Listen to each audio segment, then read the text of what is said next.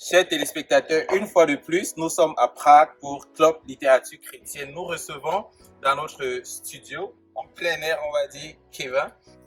Bonjour Kevin. Bonjour, Comment ça va? ça va bien? Voilà, gloire à Dieu. Alors, tu as voulu nous parler d'un livre lorsqu'on t'a demandé s'il y avait un témoignage à nous faire sur tes lectures. Quel est le livre que tu as choisi? Alors, j'ai choisi Comment réussir dans la vie chrétienne. Comment réussir dans la vie chrétienne? Qu'est-ce qui explique le choix du livre?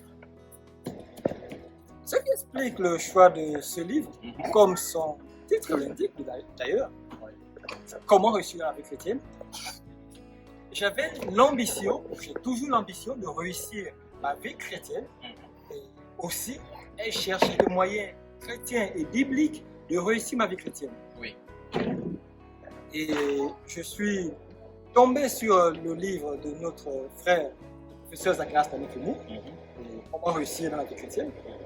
Le titre parlant lui-même. Oui, le titre parle de lui-même, c'est vrai. Et nous aide comme ça à marcher dans la vie chrétienne et la réussir. Il a réussi. Je vais poser une question simple qui peut sembler un peu osée. Mais est-ce qu'on peut dire qu'entre le moment où tu as lu le livre et maintenant que tu es sur la voie de la réussite dans ta vie chrétienne, je vais reformuler la question. Est-ce que le livre aide de façon pratique à réussir dans la vie chrétienne? Est-ce que ce n'est pas juste une présentation d'un certain nombre de théories qui seraient difficiles à implémenter concrètement? Absolument. Comment réussir dans la vie chrétienne? Avec cette lecture, d'ailleurs, je l'ai lu plusieurs fois et même étudié pour pouvoir l'implémenter. Il est implémentable et c'est un véritable mantra de la réussite. Je vous assure. Et à la question de savoir, est-ce que le livre nous a aidé en quelque sorte à commencer un premier pas de réussite? Oui. Absolument. Absolument. Dans la mesure où, comme l'auteur l'indique dans l'entame du livre, finalement, qu'est-ce que la réussite? Ouais. Et je me suis rendu compte, effectivement, que je ne savais même pas exactement qu'est-ce que j'entendais par la réussite. En le lisant, j'ai pu définir, comprendre réellement ce que réussir sa vie. Et ainsi, dans les premiers pas, les premières classes de la vie, de ma nouvelle vie, je commence le succès de la réussite. Super. Alors, il y a un chapitre du livre qui parle de l'importance d'avoir un but clair. Importance d'avoir un but clair.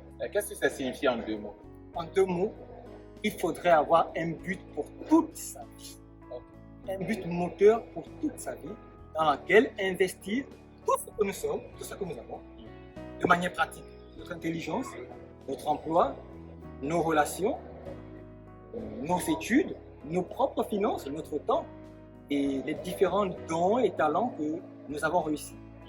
Et pour réussir ce but de la vie. Si quelqu'un est sur, on va dire le contraire, on va dire si quelqu'un a un sentiment profond d'échec en ce qui concerne la vie chrétienne, si quelqu'un a une impression d'occasion manquée ou alors d'accumulation d'occasions manquées, est-ce qu'à la lecture du livre, on peut revenir sur le droit chemin, sur le chemin de la réussite? Est-ce que le livre présente les choses de façon à ce que quelqu'un qui se sente désespéré en ce qui concerne sa vie chrétienne puisse revenir sur la voie de la réussite? Question pertinente et je vous l'assure, le livre répond très bien. De quelle manière? On nous explique dans le chapitre, par exemple, pourquoi est-ce que les gens n'arrivent pas à réussir à accomplir leur but. Et en commençant par là, je pourrais comprendre, le lecteur que je suis, le lecteur que nous sommes les uns les autres, pourrait comprendre les raisons pour lesquelles les buts précédents ou la vie précédente n'a pas été réussie.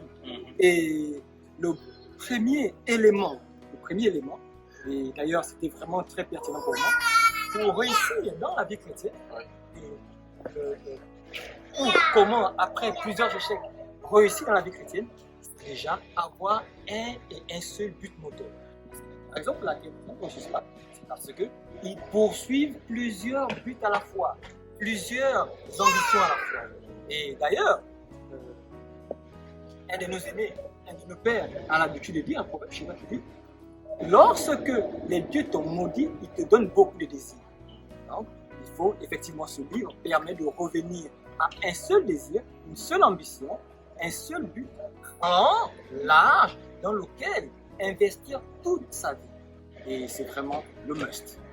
Il y a une question qui revient très souvent lorsqu'on parle de la question du but de la vie, lorsqu'on parle de l'importance d'avoir un but moteur, un sens de destinée ou alors une vocation, c'est celle de savoir comment la trouver.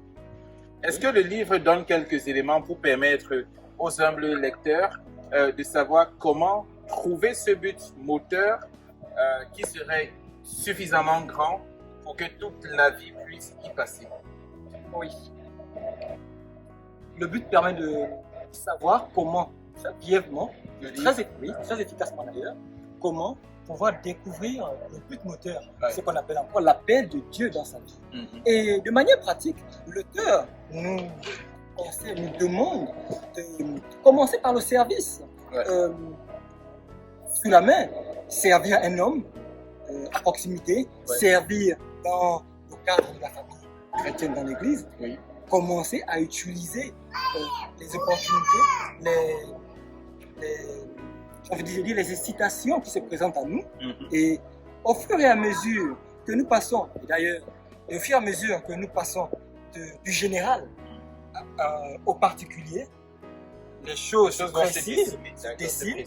Et comme un docteur généraliste découvrait sa vraie vocation de dentiste après une première formation de généraliste et ensuite devenir spécialiste. Ah, d'accord. Voilà comment est-ce que le livre l'aborde. Très intéressant. Si tu me permets, Kevin, d'être personnel, de gratter un petit peu dans ta vie personnelle, c'est celle de savoir, est-ce que tu as trouvé le but de ta vie? Est-ce que tu connais, et c'est résumable en quelques phrases, quel est le but de ta vie en fait? Oui, j'ai découvert le but de ma vie après un service général. Quel est-il? Le but de ma vie est de participer à l'appel général qui a été donné au professeur Zacharias Stanley-Fomou de conquérir 1 milliard de disciples à travers le monde et ainsi apporter une contribution distincte comme une personne l'aidant. D'ailleurs, dans le livre, il est dit à l'aide aux aides. Donc, pour dire, le but, un grand but peut être donné à une personne, et une personne spécifique que Dieu a créée spécialement par nomination, et il appelle plusieurs autres pour aider à accomplir ce but massif.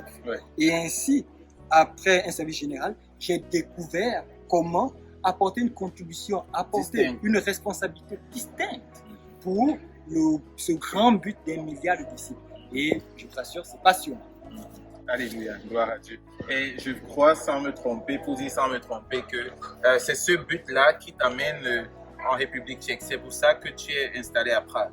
C'est pour ça que nous sommes installés à Prague en qualité d'aide missionnaire du professeur Zacharias Stanley-Fomou pour accomplir le but d'1 milliard, de 10 milliards déjà atteints à travers le monde avec l'évangile, parmi lesquels 1 milliard seront faits disciples. Et ainsi, à Prague, il y a ce grand peuple, cette multitude de ce 1 milliard que le Seigneur nous appelle à conquérir pour le but général. D'accord.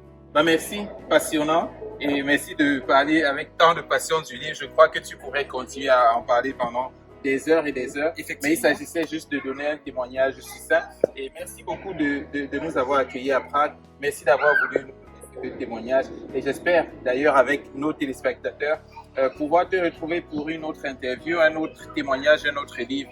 Merci beaucoup, Kevin. C'est nous qui te remercions. Que le Seigneur te bénisse. Amen. À la prochaine. À la prochaine. Chers téléspectateurs, merci d'avoir été des nôtres et à très bientôt sur Club Littérature Chrétienne. Au revoir. Au revoir, Kevin. Au revoir. Au revoir.